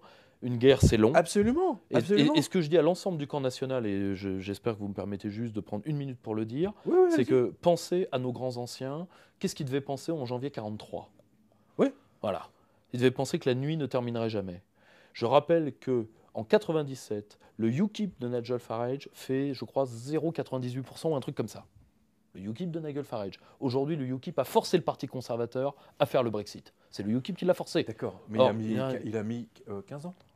Oui, il a mis 15 ans. Je vous réponds il est élu. Tout de suite. Oui, justement. C'est un élu du peuple. C'est un élu. Un point. Et deuxième point, le UKIP a eu la chance que dans le Parti conservateur, et par une stratégie du UKIP d'élimination des éléments européistes, que dans l'élite britannique, il reste suffisamment de patriotes pour qu'à un moment, le UKIP dise aux élections générales « un tel sont des patriotes, nous ne présenterons pas de candidat contre eux, toi, t'es un traître, on te bute. » En fait, c'est vous qui devriez prendre la suite d'Asselineau, de l'UPR. Non, mais franchement, parce que c'est des idées qu'on partage en plus. Hein. Moi, je suis profondément anti-européen, je m'en suis jamais caché. Là, l'avantage, c'est que ça, c'est un procès qu'on ne peut pas me faire. On peut faire des tas de procès, mais alors, le procès en européisme, ça va. Là, franchement, ça va. On est d'accord. Non, mais sérieusement, c'est vrai. Et Asselineau ne pourra pas. Bon, passons. Voilà. Donc, on clôt le chapitre. Qui en a ? Alors, il nous reste Madame Artaud et Monsieur Cheminade. Alors, Artaud, Hartong. Artaud, c'est très simple. Alors, pour que les gens... Hartong, non, mais pour que les gens se rappellent d'elle, c'était la P4 qui hurlait lors du débat parce qu'elle n'avait pas compris qu'elle avait un micro. Alors, bon, bah... Non, oui, c'est-à-dire qu'il lui fallait le truc. Hein, ouais, voilà, quand elle parle d'habitude, elle a reçu, donc, bah, c'est simple. Jamais changé de chemisier, là. Il a porté le même chemisier pendant... Ah bah, c'est très simple. Hein, alors, il faut savoir une chose. Lutte ouvrière, c'est drôle. C'est une vraie secte. Parce que quand vous entrez, il y a une enquête de personnalité, on se renseigne sur vos amis, etc. D'accord. Donc, ah oui. Ah oui, non, il n'y a qu'une seule secte parmi les partis politiques français, c'est Lutte ouvrière, très clairement. Je crois que c'est avec les formations qui faisaient ça. Ah non, eux, ils le font à mort. Et il faut bien comprendre une chose, c'est que, bon, toute la totalité de ce qui reste de Lutte ouvrière, plus une bonne partie du syndicat des infirmiers psychiatriques a voté pour Artaud, ça fait 0,65%, très bien. Elle est terminée et liquidée. Quant à Cheminade, alors Cheminade, il est arrivé à faire moins bien qu'à la dernière. Bah, c'est vrai que Cheminade, pourtant il dit des choses intéressantes parfois. Alors le problème, il a, par exemple, sur le dossier Guyane, il a été l'un des meilleurs. Sur le dossier Espace, il est très bon. La seule chose, c'est que il souffre des mêmes problèmes, enfin du même problème, à mon avis, que Asselineau. C'est-à-dire que il veut tellement... c'est quand même la 4e fois. Alors non, c'est la deuxième. Deuxième fois. Non, troisième fois. Ce sont des gens qui voudraient qu'un débat présidentiel soit digne d'un débat présidentiel. Et ça, malheureusement, c'est raté. C'est-à-dire que de parler de projets de développement, parce que l'espace, c'est vrai, si la France abandonne sa politique spatiale, ce que l'Union européenne d'ailleurs veut flinguer, on va être dans une mer de noir, parce que l'espace, c'est l'énergie de l'avenir, c'est beaucoup de choses, pas le temps d'entrer dans le débat. Mais le problème, c'est que malheureusement, en face, bah, vous avez Macron, déjà Macron, il n'a pas d'idée. Donc lui, la logique de Macron, c'est plus je parle, plus je perds des voix, donc je fuis le débat. Vous avez en face Fillon, dont le seul débat qui l'intéresse, c'est quand est-ce que ça se termine, parce que je commence à me faire chier. Oui, on avait vu, regardez. Il échangeait des messages. Quel est le rapport de cette question avec Pénélope? C'était énorme. Non, mais comprenez la vie de François Fillon. Vous imaginez que pendant 6 mois, on lui a fait le coup de parler alternativement de Pénélope et de ses sourcils et de Pénélope. Franchement, à un moment, vous vous demandez que ça se termine. Ouais, comme quoi, on est toujours trahi par la perfide Albion. Hein. Tout à fait. Voilà. Ben, on a fait le tour de tous les candidats. Alors, justement, pour conclure cette partie politique, il y a un papier là sur la revue de presse. C'est une réflexion que j'avais sur l'ennemi sans visage de Monsieur François Hollande. Mon ennemi, c'est un ennemi sans visage, c'est la finance. C'est extraordinaire. Et aujourd'hui, l'ennemi dont il nous parlait, je veux dire, c'est Macron. Je veux dire, aujourd'hui, les candidats à la présidentielle, il va être élu. C'est quand même incroyable. L'ennemi sans visage a non seulement un visage, c'est celui de Macron, et en plus, il vient de la finance et de la banque. Un pur produit financier. Comment peut-on en arriver là? C'est très simple. La classe dirigeante nous fait exactement ce qu'elle a fait dans les années 30. C'est-à-dire, une crise, c'est quoi? C'est un système monétaire défectueux qui engrange une financiarisation et une spéculation, qui elle-même engrange des fraudes massives, et à un moment, les fraudes, soit qu'elles sont purement criminelles, ce qui était le cas dans les années 30, ou surtout dans la crise des années 80. On en a des fraudes là. Et surtout, rappelez-vous de la crise des années 80, etc. Oui. Et, ou alors de fraude, c'est-à-dire de faits délictueux institutionnalisés. Et là, comme c'est le cas, les CDS, le Libor, tout ça. Et à un moment, c'est comme si vous preniez une sorte de crypte de déchets toxiques, et puis vous y mettez des barils de poudre qui suintent. Puis un jour, il y a un con qui allume une clope. Bon, pas de bol. C'est comme ça que ça se fait, la récession Yakuza au Japon, suite à des fraudes, suite de faillites, etc. Boum, c'est l'exemple Toshiba, qui risque de faire faillite dans aujourd'hui. les grandes lignes, une crise financière, c'est à peu près ça. Ouais. Or, qu'est-ce qu'ils se disent? Ils se disent, bon, on va continuer à mettre des hommes à nous, comme ils l'ont fait d'ailleurs, c'est-à-dire des gens qui sont soit pénétrés idéologiquement de plans de politique d'austérité débile, ce qui est le cas du chancelier Browning en Allemagne qui a fait monter les nazis, ce qui était le cas du plan Laval, etc., soit directement de mettre leurs employés. Bon, l'avantage de Macron, c'est que Macron ne peut pas mordre la main qui l'a créé. Déjà, il est tellement formaté qu'il n'en aurait pas l'idée, même pour sa propre survie. L'ennemi a un visage, certes, mais le problème, c'est que pourquoi ont-ils besoin de mettre tant que ça leur créature? Pour une raison qui est simple. C'est que les horloges techniques, elles continuent à tourner. C'est pas parce que vous allez le décréter... la dette de la France continue. Deux, ce n'est pas parce que vous allez le décréter que l'euro n'est pas... Continue. Voilà, l'euro, c'est pas parce que vous allez claquer des doigts que l'euro devient une monnaie viable, c'est pas vrai. Et dernier point, ce n'est pas parce que vous ne faites pas semblant de l'avoir que la prochaine étape Rappelez-vous, hein, une crise financière, ça se fait par explosion successive. Or, ce n'est pas parce qu'on ne fait semblant de ne pas la voir qu'à un moment, on ne va pas se la prendre sur le coin de la tronche. D'ailleurs, voilà. Fillon, pendant le débat, vous l'avez entendu comme moi, il a dit une deuxième méga crise, une deuxième crise financière va arriver. Ils le savent tous. Mais le peuple ne doit pas être au courant, je vous le rappelle. Ça n'existe pas. Non, mais si vous voulez, si vous renseignez trop tôt celui que vous allez rincer à la fin de la tablée, d'un seul coup, la soirée perd de son attrait. On va vous raser, soyez prêts. C'est simple. De toute façon, nous, on a eu de l'avance là-dessus, c'est qu'ils serviront sur le compte, l'Europe l'a fait, terminé. Tous les textes sont prêts. D'ailleurs, ça peut avoir lieu dans la nuit. D'ailleurs, vous avez vu que le journal Le Monde a fait un papier sur ma revue de presse en disant que mon information sur la disparition progressive du liquide était inexacte. Alors que c'est un texte communautaire qu'il prévoit pour 2008. Qui vient même de Bruxelles, qui est officiel avec tous les numéros, machin. Je veux dire, il y a même le PDF qui est téléchargeable. Le Monde arrive à faire un papier comme quoi c'est inexact. Alors que tout concourt, on le voit ensemble depuis 5 ans, hein, qu'on va vers une société sans liquide. Mais de toute façon, si vous voulez, je veux dire une chose, si vous voulez, avant-garde, chien de garde. Voilà. Voir un journal mentir comme ça, désinformer ses lecteurs, moi ça me... surtout de la part du Monde, plus rien ne nous étonne. N'oubliez jamais que Le Monde a été créé par un journaliste qui a été le premier collaborationniste français, qui était Hubert Beuve-Méry. N'oubliez jamais ça. Voilà, vous avez la provenance. Fondateur Hubert Beuve-Méry, oui, absolument. Oui, tout à fait, Hubert Beuve-Méry. Il était collabo ? Alors, pire que ça, et dans la Revue nationale des sciences politiques de janvier 1933, il écrit le premier ode au nazisme en langue française. Ensuite, il va se planquer. Non. Et il va... Si. Je souhaite la victoire d'Hitler pour la grande Europe fédérale. Je renvoie l'ouvrage de Bernard Brunto, L'Europe nouvelle d'Hitler. Vous allez en apprendre de belles. Donc, c'était pourquoi ? Par européisme. Hein. Il y a Vaul. Hein. On sait quelle langue ça parle, l'européisme. Hein. Non, la situation revient exact. sur le tapis. Or, c'est fou, l'organe collaborationniste qui s'appelait Le Temps est saisi par la résistance et par les autorités du général de Gaulle. Oui. Et donc, on en change le nom. Et on ne change pas le personnel, on met Beuve-Méry dedans qui s'était fait oublier pendant la guerre, et on appelle ça Le Monde, ancien organe collaborationniste. D'accord, bonjour. De bonne provenance. Là, ils vont être contents, là. Bref, alors, tiens, puisqu'on parle de collaboration... Excusez-moi, c'est vrai que c'est un côté très collabo quand même. Hein. On est vraiment en 1942, 1943. Oui, bien sûr. Non mais attendez, vous savez que là, Le Monde, pendant une semaine... D'ailleurs, à tous les lecteurs de Vichy, j'ai une signature. Dédicace à Vichy. Sans transition. Sans transition, puisqu'on en parle. C'est vrai, en plus, j'ai une dédicace à Vichy. Je ne sais pas combien on aura de monde, mais bon, on les salue.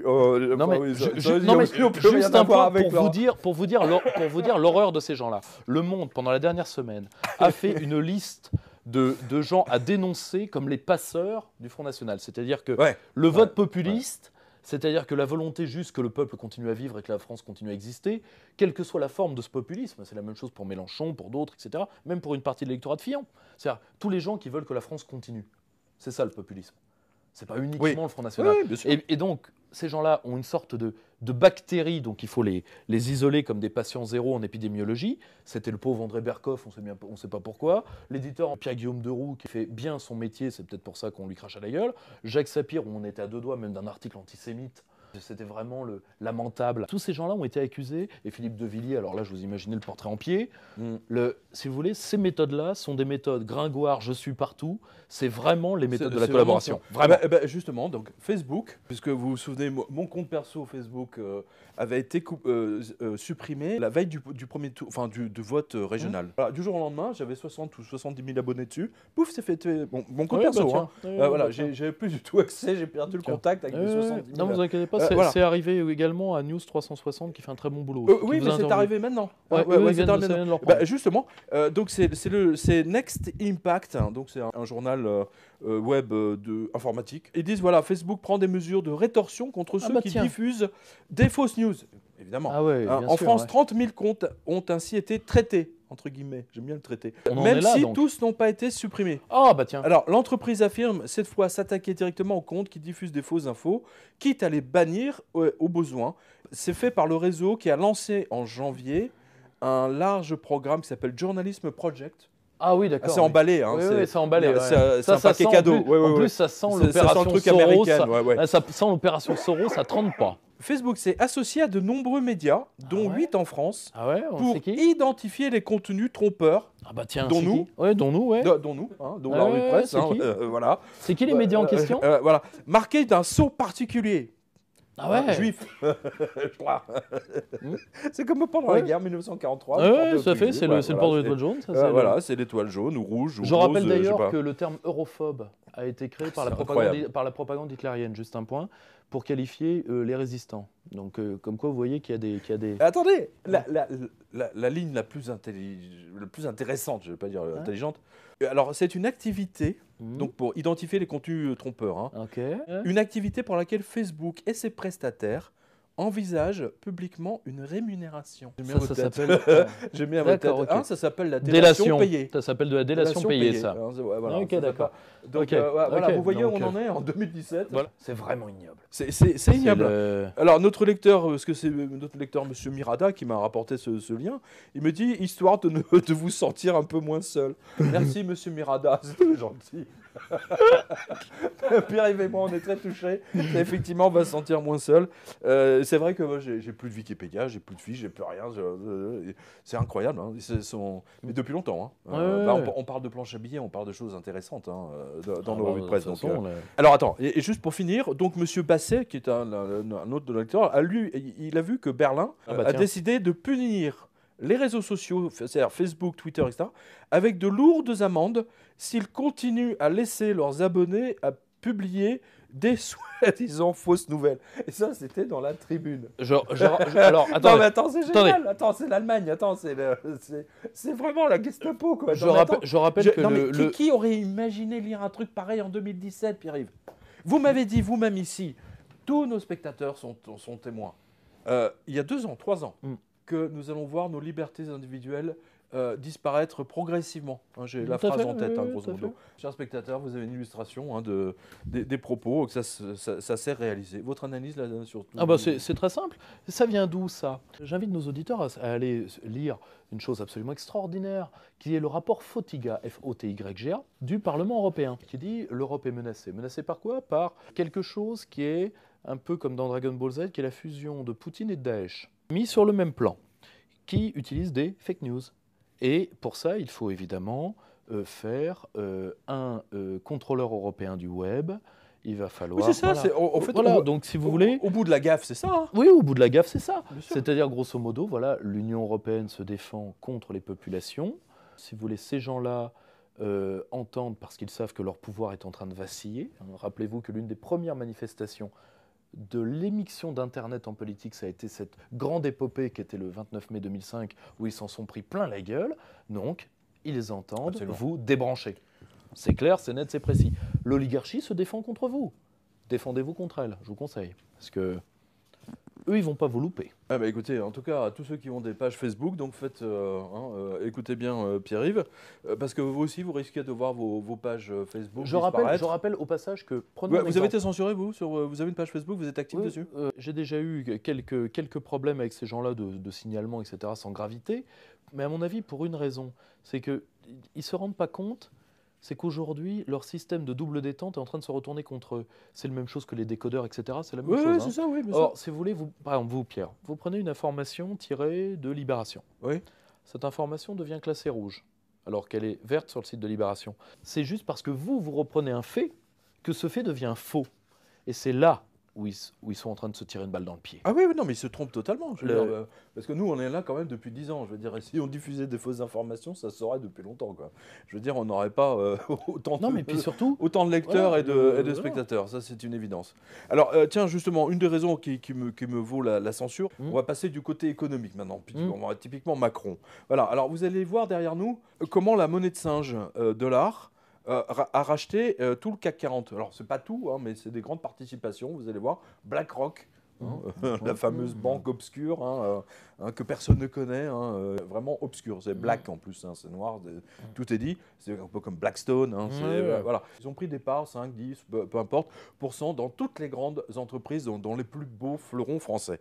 Tout de suite après ce graphique, vous allez voir derrière nous comment le Japon, parce que ça c'est le Figaro, donc hein, ça illustre ce que vous venez de dire, c'est le Figaro qui le dit, mais comme c'est moi qui reviens dessus, alors là du coup ça va devenir une fausse info. Donc profitez-en. Profitez-en tant qu'elle est encore vraie, il ne l'a pas encore dit. Voilà, je l'ai pas encore dit. Voilà, donc le Figaro découvre que le Japon achète la France avec sa monnaie de singe, yen. Tous les bons du Trésor, donc 30% des bons du Trésor de la France sont achetés avec la planche à billets japonaise. C'est incroyable, non mais c'est invraisemblable. Non mais c'est insensé, c'est comme... Je comprends même pas comment un gouvernement peut accepter une telle chose. Pour ça, il faudrait qu'il y ait un gouvernement. Pour ça, justement, tiens. Alors, ça, je l'ai gardé spécialement pour vous, mon cher Pierre-Yves. Alors, parce que ça illustre tout ce que vous nous avez dit depuis longtemps, et d'ailleurs, ça illustre toute ma revue de presse en même temps. Mais là, on commence à toucher du doigt des choses qui sont très importantes aux Français. La faillite de la France en marche. Alors, pour le coup, je ne l'ai pas fait exprès. Hein. C'est vrai en plus. Alors, la fermeture des commissariats et des bibliothèques. Hein, c'est deux informations que j'ai rapprochées. Hein. Ah oui, bien sûr, c'est tout à fait normal. Il y a le commissariat à gauche et dans un autre journal, il y a la bibliothèque. Mais quand vous mettez tout ça côte à côte, liquidation des services d'État. Voilà, liquidation de tous les services d'État. C'est sûr qu'il y a vachement besoin de fermer des commissariats en ce moment. Alors là aussi, attention, en plus c'est Frédéric Ploquin, donc c'est un journaliste très connu dans le monde police-justice. Tout à fait. Et c'était dans Marianne. Attention, ça va devenir fausse news là.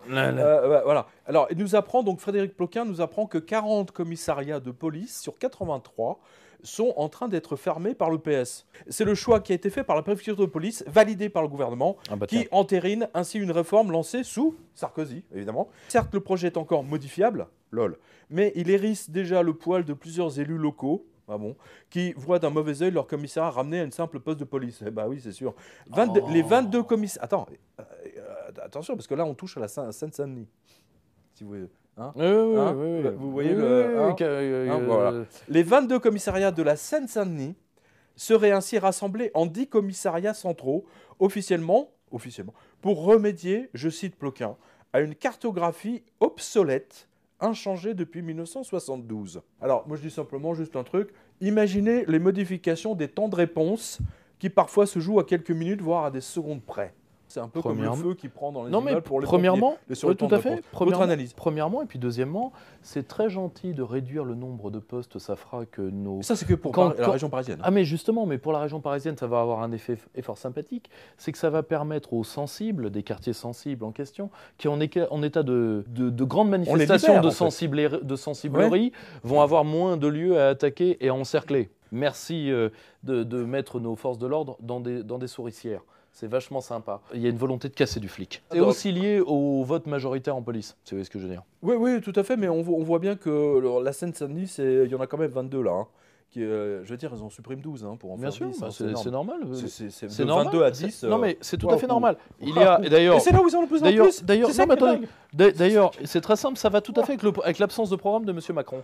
C'est-à-dire que M. Macron, par exemple, pense sincèrement qu'il faut, ça c'est vraiment continuité PS pure, qu'il faut avant tout faire du multiculturalisme. Le multiculturalisme en termes de sécurité, ça veut dire de faire la paix avec les réseaux criminels. Bon, et bien là on va faire la paix une bonne fois pour toutes, c'est-à-dire qu'on va faire une cartographie, c'est-à-dire à partir de là, ça vous appartient, terminé. Dans cette banlieue parisienne, nous suivons 2 militantes de la Brigade des maires. Pour nous montrer la réaction des hommes, elles filment dans un bar en caméra cachée. Vous cherchez qui, madame? On cherche quelqu'un. Un monsieur? Le mieux, c'est d'attendre dehors. Pourquoi? Ici, il y a que des hommes. À Sevran, on n'est pas à Paris. Même à Sevran, c'est la France. C'est dans le 93. Et alors, le 80... Et alors? À Paris, c'est des mentalités différentes. C'est comme au bled. Oui, vous avez très bien traduit parce que c'est l'esprit même de ce qu'il a voulu dire. Enfin, c'est vraiment mon sentiment. Avant de revenir là-dessus, tiens, je vous donne une autre info. Alors là, pour le coup, c'est dans l'humanité. Alors faites gaffe là aussi, ça va devenir une fausse info puisque je vous la donne. Pour une fois que je cite l'humanité en plus, les bibliothécaires sont en colère. Et Dieu seul sait si les bibliothèques sont importantes. Hein. Bien sûr. Voilà. Après les personnels de Sevran, en grève fin février pour protester contre la dégradation de les bibliothécaires ont fait une descente au Salon du Livre de Paris le 24 mars dernier. Leur but, alerter les professionnels du livre sur la fermeture de 2 équipements situés dans les quartiers populaires. Alors peut-être que dans les quartiers populaires, il y a moins de gens ou alors c'est dégradé, je ne sais pas. Non, alors premièrement, il y a ça, et puis deuxièmement, ça permet, là encore, multiculturalisme PS. Vous n'avez pas à vous assimiler, donc on ne va pas vous mettre de bibliothèque. 2 ghetto blasters, un deal de chichon, le revenu universel à Hamon, vous avez le Coran qui à la sera, mosquée, basta. voilà, le revenu universel à Hamon, qui sera recyclé par Macron, vous inquiétez pas. Ne serait-ce que pour soutenir la paix froide avec les réseaux criminels, il faut bien que les gamins aient de quoi acheter la cam. Absolument. Donc, sauf voilà. que dans ma revue de presse, et là tous les lecteurs sont témoins, moi je l'ai vu, ça a commencé en 2009, après l'explosion de Wall Street, donc en 2009 aux États-Unis, et en 2011 en Angleterre, et en 2012 à part de toute l'Europe, toutes les bibliothèques, ils ont commencé à fermer toutes les bibliothèques. C'est-à-dire que là où il y avait 10 bibliothèques, ils en fermaient 2. C'est une liquidation de services publics qui se voit moins, parce que, mis à part les étudiants et les personnes un peu âgées, si vous voulez, ce n'est pas le service public le plus évident, la bibliothèque. C'est un service essentiel quand il y a un ascenseur social, parce que généralement, c'est là où les gamins pauvres vont étudier. Mais quand il n'y a plus d'ascenseur social, donc la bibliothèque est un lieu un peu déserté, quand vous le fermez, ça se voit moins qu'une infirmière en moins, ça se voit moins qu'un commissariat fermé. Et là, pour le coup, l'élu local, qui est généralement un crétin des Alpes, qui lit un bouquin tous les 10 ans, l'élu local, lui, se plaint pas. Il hurle pas. Justement, en fait, la vraie raison dans tout ça, c'est que l'État français ne peut plus rembourser les bons du Trésor qu'on a vu tout à l'heure. Voilà. À moins de flinguer tous les services publics. Esclavage par la dette. Déjà, on l'a vu en 2008-2009. C'est la raison pour laquelle Sarkozy et Hollande ont massivement fermé hôpitaux, cliniques d'accouchement, casernes, régiments, unités de gendarmerie, tribunaux, écoles, lycées techniques, piscines, stades, remboursement de sécurité sociale, casernes de pompiers, les régions, et j'en passe, et des meilleurs. Voilà pourquoi, pour rembourser la dette les Japonais qui nous prêtent de la photocopieuse. Mais nous aussi, on vous fait de la... Moi, j'aimerais bien qu'on ait une planche à billets et qu'on file des millions à tous nos lecteurs et spectateurs. Il suffirait simplement que le gouvernement soit d'accord. On dise, voilà, la planche à billets Rougeron-Jovanovic est valable. Voilà, on peut payer avec. Mais c'est incroyable. Mais c'est monstrueux. C'est le côté financier Macron, puisqu'il ne faut pas oublier... on a parlé du Monde tout à l'heure, qui a fait un papier en disant que je racontais des conneries à propos de la circulaire européenne qui est disponible pour tout le monde. Voici ce que dit le Monde. Le blogueur conspirationniste. Blogueur conspirationniste. Ah bah tiens, conspirationniste. Non, ça leur est emmerdé de mettre journaliste. Pierre Jovanovic a écrit sur son site à la fin de janvier que Bruxelles aurait publié un texte afin d'obliger toute l'Europe à ne plus accepter l'argent liquide à partir de 2018. Eux, ils mettent pour 2018, donc déjà, ils changent la donne. Bien, il suffisait d'attendre et... Devinez qui m'a donné la confirmation? Un beau PDF, un rapport ultra officiel, tout ce qui est plus officiel du FMI. Alors ça s'appelle The Macroeconomics of Decashing. C'est eux, la suppression de liquide, c'est du décash. C'est incroyable. Ou l'élimination progressive du cash. Voilà, téléchargez-le et envoyez-le à tous vos contacts, ce joli rapport du FMI. Et c'est moi qui suis conspirationniste. Bien sûr. Le monde. Non mais attends, c'est dingue. Bien sûr. Déconnexe, enfoiré, menteur, truand. C'est incroyable. Attends, en plus les journalistes servile, délateur, incompétent, journaliste français. Les journalistes du service économique du Monde n'ont même pas vu l'explosion de Wall Street arriver. C'est quand même incroyable. Alors que il me semble sur moi qui est averti mes lecteurs 6 mois avant. Non mais attendez.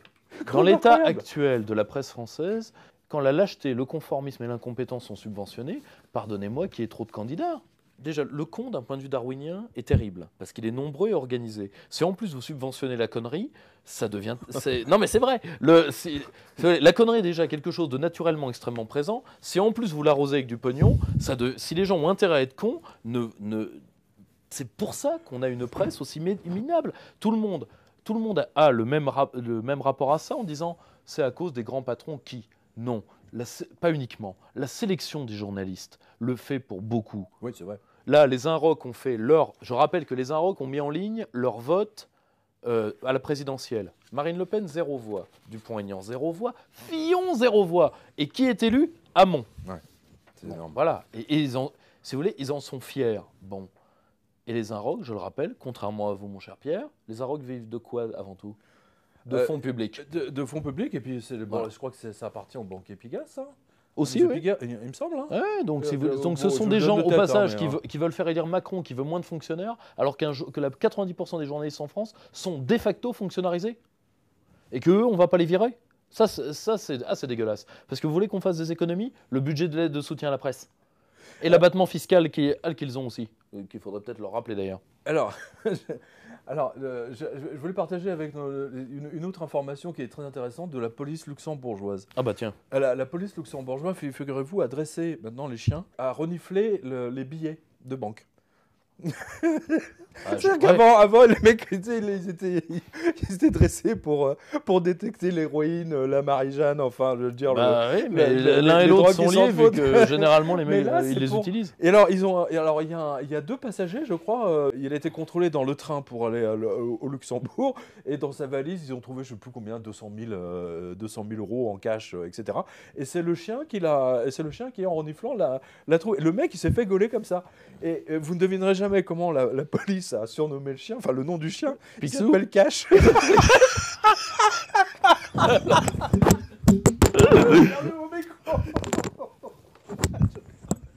chien s'appelle Cash. Alors déjà, c'est psychanalytique pour les policiers parce que c'est pour dire le cash, viens ici. C'est un peu comme Jean Monnet. C'est un peu comme Jean Monnet aux États-Unis. You have a meeting with Mr. Money. Oh yes, please come in. C'est la fortune qui arrive, qui frappe à votre porte. Donc félicitations à la police luxembourgeoise pour ce chien qui détecte les billets de banque, c'est quand même extraordinaire. Je sais même pas s'il détecte les faux billets, ce serait intéressant de voir si un chien est capable de détecter les faux billets. Incroyable. Non mais là j'ai eu peur. Le cash, non mais j'ai vraiment eu l'argent peur liquide, c'est comme la drogue. Ouais. Non mais j'ai vraiment eu peur pour vous. J'ai vraiment eu peur dans cette info que le chien n'ait pas été formé à la lutte anti-alcoolique, parce que j'ai eu peur que Juncker se fasse chiquer. On va avoir des... Attends. Bientôt les Allemands vont nous envoyer des chiens, des bergers allemands pour détecteur de fausses news. Ils vont renifler les tablettes et les pages Facebook. Non mais attends, on vit un truc mais complètement surréaliste quand même. C'est simple, une dictature rampante faite par des lâches. Tiens, une dictature dure faite par des... C'est toujours mieux qu'une dictature dure faite par des mecs courageux, parce que si c'est le cas, ça va beaucoup plus vite. Oui, là, attends, là, les mecs, ils appuient sur un bouton, c'est 30 000, 50 000, 150 000 comptes Facebook qui sautent, quoi. Bien sûr. Voilà. Tous les anti-européens, paf, c'est terminé. Dictature rampante. Voilà, mais on va y arriver. On va y arriver. Alors, tiens, puisque toutes les bonnes nouvelles arrivent ensemble, qu'est-ce qu'il disait Chirac là-dessus? Toutes les emmerdes volent en escadrille. Volent en escadrille, tout à fait. C'est ça. J'ai beaucoup parlé, vous savez, des gestionnaires de hedge funds qui se jettent par la fenêtre, un peu comme en 1929. Ouais, c'est particulier cette épidémie-là. Ouais, voilà. Alors, on en a un. Alors, là, ce fou. Encore un? Ouais. Charles Murphy. 56 ans, il a sauté par la fenêtre du 24e étage du Sofitel de New York. Oui, le même que Sir Strauss-Kahn. Méfiez-vous des hôtels new-yorkais. Non, franchement. Méfiez-vous des hôtels new-yorkais d'un point de vue général. Le pauvre s'est scratché sur... il s'est pas scratché sur le sol, sur le trottoir new-yorkais, il s'est scratché sur une terrasse du 4e étage. Alors, il faut dire que M. Murphy avait la poisse puisqu'il avait déjà eu la mauvaise idée d'investir une partie de ses 7 milliards chez Madoff.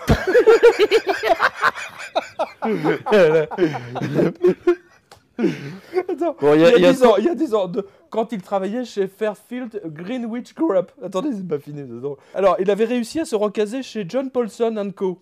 Alors, John Paulson, le fameux, c'est celui qui a fait fortune en jouant contre les subprimes et qui a fait un très gros chèque pour les œuvres caritatives de Carla Bruni Sarkozy. Ah bah oui. Pour ses œuvres. Voilà. Les œuvres de Carla Bruni Sarkozy. C'est quand Sarkozy est allé en voyage officiel avec... je me rappelle. Et donc... incroyable. C'est comme s'il avait été remercié comme ça. 1 million, tiens, 1 million. Ok. Pour revenir au suicide, notez que le fonds de John Paulson a touché le fond. Si, elle est bonne, je suis désolé. Puisque les clients ont retiré plus de 3 milliards de dollars en raison des pertes ou du manque de rentabilité tout au long de l'année 2016 et qu'ils ont continué à retirer en 2017. Et si Murphy a sauté dans le vide, chers spectateurs, eh bien c'est un très très mauvais signe. Vous savez qu'on est attaché au signe. Pourquoi? Varum? Why? Demandez-vous, mon cher Pierre-Yves. À cause de la loi Murphy.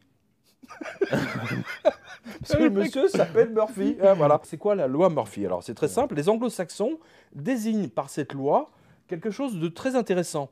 Anything that can go wrong will go wrong. C'est-à-dire que où tout ce qui peut foirer va foirer. L'un après l'autre. En français, la série noire ne traduit pas parfaitement cette finesse anglaise. Hein, vous oui, êtes tout à d'accord fait. Voilà, qui résume parfaitement les enchaînements catastrophiques l'un après l'autre, comme par exemple Fukushima. Hein, voilà. Alors, tremblement de terre, raz-de-marée, inondation de la centrale nucléaire, la centrale explose, rayonnement atomique massif, population s'enfuit de la ville, les animaux meurent sur place, la végétation devient rose, Macron arrive, et ainsi de suite. Et ainsi de suite. Voilà, c'est ça la loi Murphy. Voilà. Et donc vous avez un monsieur Murphy qui a sauté par la fenêtre. Voilà, donc paix à son âme. Hein. Je pense que maintenant il n'aura plus de soucis à se faire. Mais attends, le mec il a ruiné tous les clients. C'est pour ça qu'il a sauté par la fenêtre. Il peut, enfin bon, non, ça va être intéressant. C'est la loi Murphy, donc similaire aux conséquences de la loi de 3 janvier 73. Lire le livre de Pierre-Yves Rogeron. Bah voilà, il est là. Non, c'est vrai, il faut rappeler que vous êtes l'auteur hein, et qui continue à sortir régulièrement. C'est très très bien. On peut dire que rien ne va plus chez Paulson & Co. Voilà. Et si la loi Murphy est doublement vérifiée ici, à la fin de l'année, John Paulson risque de finir en maillot de bain. Alors, ce qui est intéressant, c'est que Murphy, il a cédé son appartement de New York.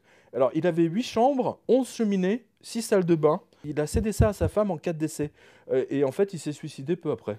C'est CNBC qui nous le donne. Voilà. Et donc, ce suicide nous montre surtout tout le bidonnage du système financier avec la monnaie de singe, puisque celle-ci ne peut pas tout faire l'éviter. La preuve, hein, c'est que ce gestionnaire de hedge fund s'est senti obligé de sauter par la fenêtre. Tiens, dans le même genre, Ake Capital, c'est un gros hedge fund lancé par le célèbre King Oi.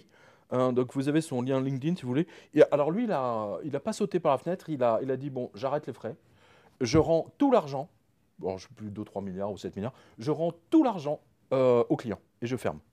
Donc mieux vaut partir comme ça que partir les pieds dedans. Non, mais c'est ça, c'est-à-dire qu'il a vu la catastrophe arriver, il dit j'arrête tout, je ferme, je rends l'argent et je vais à Bali. Alors que Paulson, lui, il n'a pas su arrêter à temps et du coup, il a fini par la fenêtre. C'est vraiment Dostoïevski le joueur. Je sais, c'est ça. C'est vraiment Dostoïevski le joueur. C'est Dostoïevski, on est en pleine littérature russe. Là, alors, et un autre, hein, alors là, c'est Eton Park Hedge Funds, lancé par Eric Mindich. Alors lui aussi, il a rendu les 7 milliards plutôt que de sauter par la fenêtre. Non mais... Et pourquoi il a rendu les 7 milliards? À cause de la situation impossible des taux négatifs qui sont en train de détruire toutes les assurances, toutes les banques en ce moment même, et personne n'en parle, aucun candidat n'en a parlé quasiment. Enfin, non, aucun candidat n'en a parlé. C'est tout à fait extraordinaire. On ne se rend pas compte que l'ingénierie financière, en réalité, a toujours le même impact.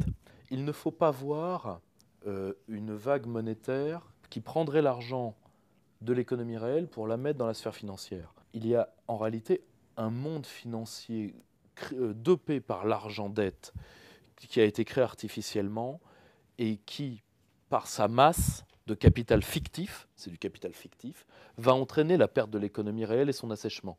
Si vous voulez, ils ne nous prennent pas tout à fait l'argent des poches, ils créent tellement de faux capital que ça rend la vie économique réelle impossible. C'est comme ça qu'il faut le comprendre.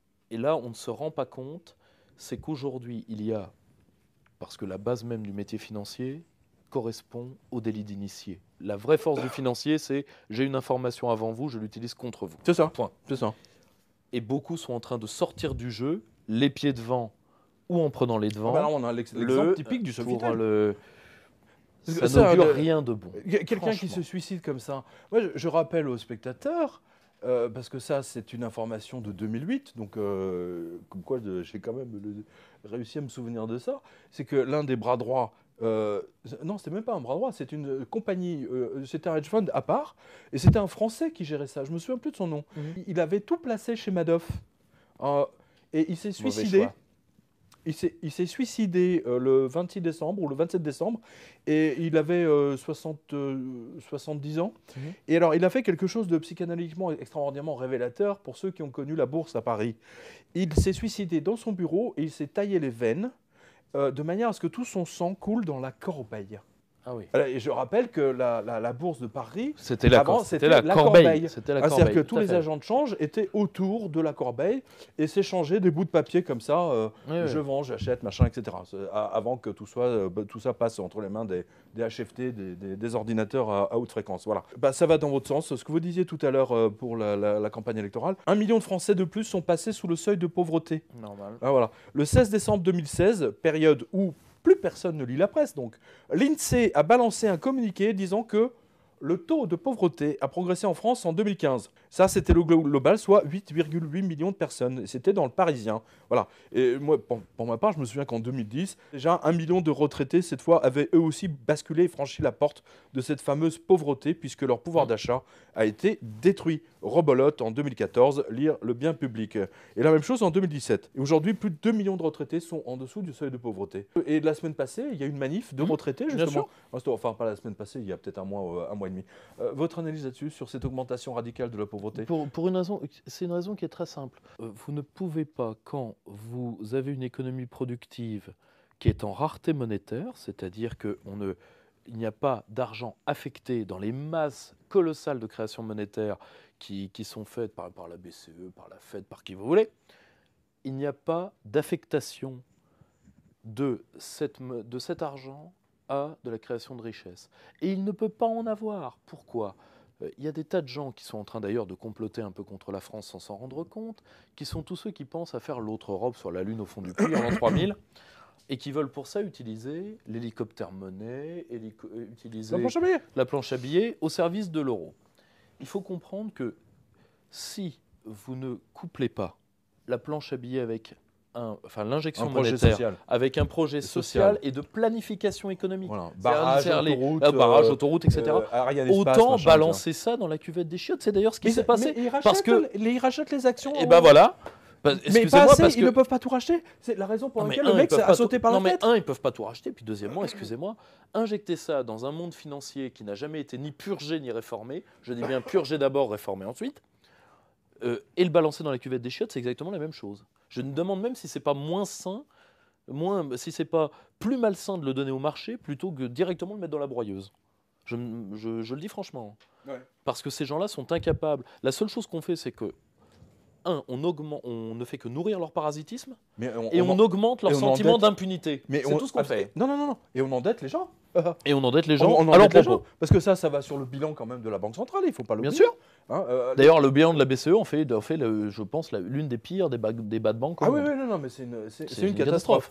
Alors tiens, puisqu'on parlait tout à l'heure, vous parliez du Libor tout à l'heure, vous avez bien fait, puisque, donc ça c'est une info que j'avais donnée le 3 avril, la filiale de Londres de la Deutsche Bank, donc c'est Deutsche Bank UK, alors elle s'est prise une nouvelle amende de 150 millions de dollars, pas grand-chose, pour avoir bidonné de son côté le taux du Libor. Parce que le Libor, c'est London Interbank Offered Rate, voilà, alias Libor pour les intimes. Le taux interbancaire. Voilà, et moi je rappelle que le parquet financier n'a rien fait pour le Libor, contrairement à M. Fillon.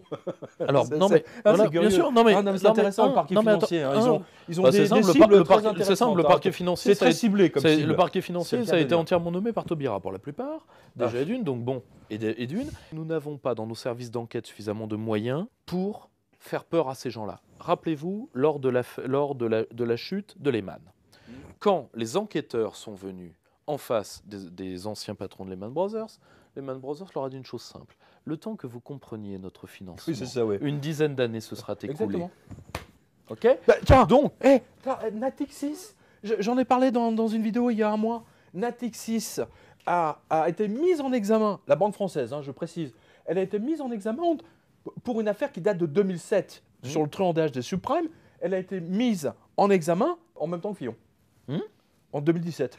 Ouais. 10 ans plus tard. 10 ans plus tard. L'illustration de ce que vous voulez dire. L'illustration absolue. Si vous voulez, dans nos services financiers, il y a encore des hommes qui ne se laisseront pas acheter. Ça, je peux en témoigner. La seule chose...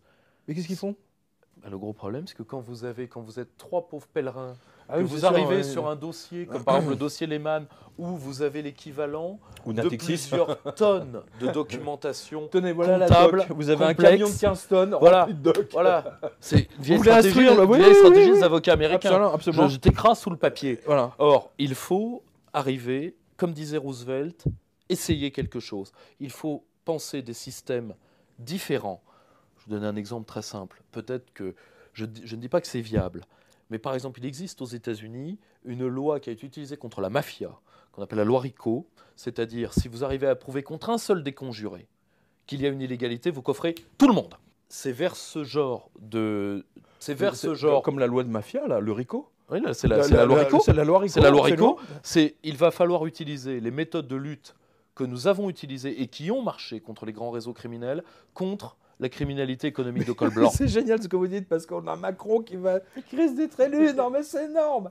Mais c'est énorme. Non mais de toute façon, mais attends, mais c'est le monde à l'envers, c'est incroyable. Ah bah c'est sûr que dans les 5 prochaines années, il va falloir plus réfléchir qu'autre chose. Il y avait un film parce que pendant 5 ans, le principal mafieux sera à l'Élysée. Bon, il y avait un film comme ça qui est sorti il y a je sais pas une vingtaine d'années, c'est-à-dire que c'était moitié dessin animé et moitié réalité. Et en fait, vous avez les personnages de dessin animé qui venaient dans le monde. Qui veut la peau de Roger Rabbit? Non, oui, c'est ça. Qui veut la peau. C'est ça. Là, j'ai l'impression il y a le monde bancaire qui gère tout, et puis nous, on fait des, quand on donne des nouvelles comme ça, on fait des incursions dans leur monde, et on révèle en fait toutes leurs arnaques, leurs escroqueries, qui sont d'ailleurs au grand jour. Ils s'en cachent même pas. C'est ça qui est extraordinaire. Ils s'en cachent même pas. Enfin, pour la grande partie, parce que il y a des trucs. Alors tiens, l'arnaque des assureurs. Alors, si vous avez une assurance vie chez AXA, AXA fait tout pour empêcher les annulations des assurances vie. Donc c'est notre lecteur, Monsieur Leloup, Pierre de son prénom, lol. C'est quand même incroyable parce que AXA lui dit qu'elle est bénéficiaire d'un contrat souscrit à son nom,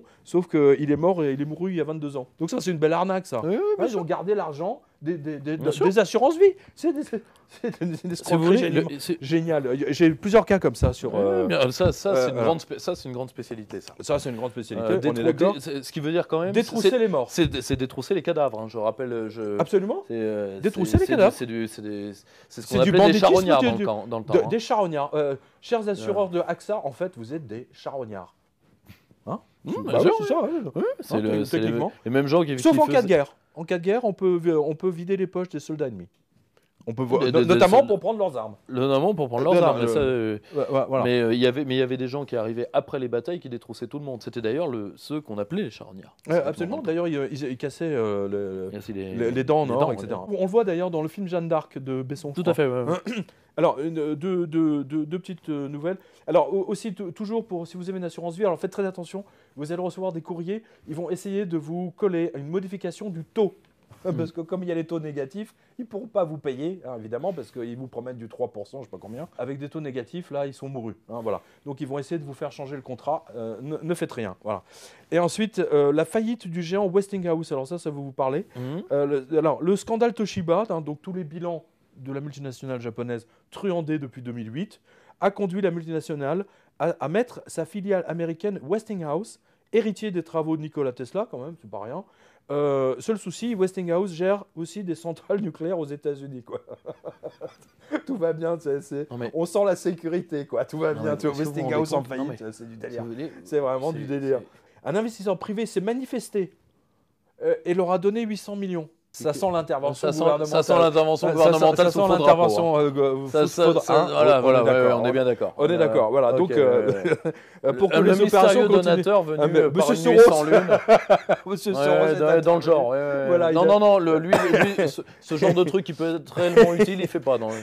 Lui, il fait pas. Voilà. Écoutez, en tout cas, chers spectateurs, c'était une revue de presse sous LSD là pour le coup. Là, on était vraiment inspirés aujourd'hui. Donc, un grand merci à vous. Mon cher Pierre-Yves, merci. Alors, je vous encourage à lire le livre L'enquête sur la loi du 3 janvier parce que je peux vous assurer, c'est vraiment la loi de Murphy pour le coup. Non, mais c'est vrai. C'est vrai. Ce qui doit s'empirer s'empire, ouais, c'est sûr. Voilà. La loi du 3 janvier, c'est la loi Murphy, c'est le début. Là. Voilà, ils ont allumé la mèche là, et puis ça continue à exploser encore aujourd'hui. Voilà, donc lisez son livre et lisez tous les autres livres qu'on a publiés sur là, parce que là vous allez vraiment comprendre, et c'est tous bien entendu que les incorruptibles ou incorruptibles, ou je sais pas quoi, et surtout incorruptible non, mais le journal Le Monde qui appartient à un banquier Pigasse, donc ils vont pas vous parler des scandales de banque, ça va de soi. Voilà, donc on vous encourage à lire, et je vous retrouve donc, chers lecteurs, vous allez voir les dates derrière, et je vous retrouve à Vichy, et je crois que j'ai même une signature à Laval. Je suis pas sûr. Je vais vérifier. Je ne sais pas si j'ai Laval et à Vichy. Voilà, donc ça illustre vos propos, mon cher Pierre. Ouais. Voilà, chers spectateurs, on vous embrasse bien fort. Merci pour votre présence soutenue. Abonnez-vous à la chaîne YouTube, parce que c'est vrai, je ne demande jamais, parce qu'il paraît que c'est vachement important de s'abonner à la chaîne, parce qu'il paraît que ça monte la popularité. Donc voilà. Et surtout, abonnez-vous à votre Facebook et à mon Twitter. Voilà, tant que j'en ai encore un. Avant qu'il me le sucre aussi, hein, voilà. Ah, puisque je suis le journaliste le plus censuré de France maintenant, voilà. Donc c'est voilà, qui aurait imaginé un truc pareil il y a 10 ans quand on a commencé, vous vous souvenez, Pierre? Qui aurait imaginé qu'on en arriverait là aujourd'hui? C'est quand même fou. Voilà, bon, donc on vous embrasse bien fort et à bientôt pour une nouvelle revue de presse et rendez-vous tous les lundis matins. On vous embrasse.